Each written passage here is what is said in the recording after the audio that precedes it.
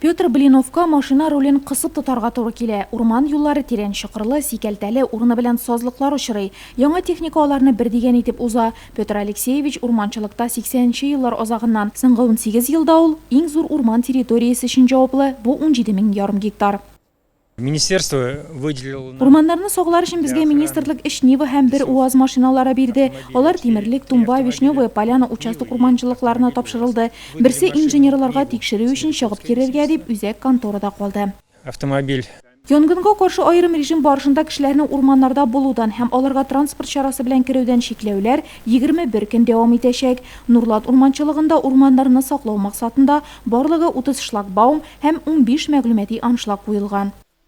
Мы усилили патрулирование. Без патрульлек итүне көчәйттек, тәүлек дәвамында кизү тору оештырылды. Моннан тыш бездә урманнардагы янгыннарны сүндерү планы расланды. Патруль җирдән дә, һавадан да алып барыла. Көненә 2 тапкыр вәзгыять турындагы мәгълүматны Татарстан Республикасы буенча диспетчерлык пунктына җиткереп торабыз. Бүгенге көнгә урманчылыкта янгыннар чыгу очраклары теркәлмәде. Момент в лесничестве. Мондый рейдлар барышында кешеләрнең үз белдекләре белән агачлар кисүе, делянкаларда чүп-чар калдырулары ачыклана. Быел шундый 2 гражданинга беркетмә төзелгән.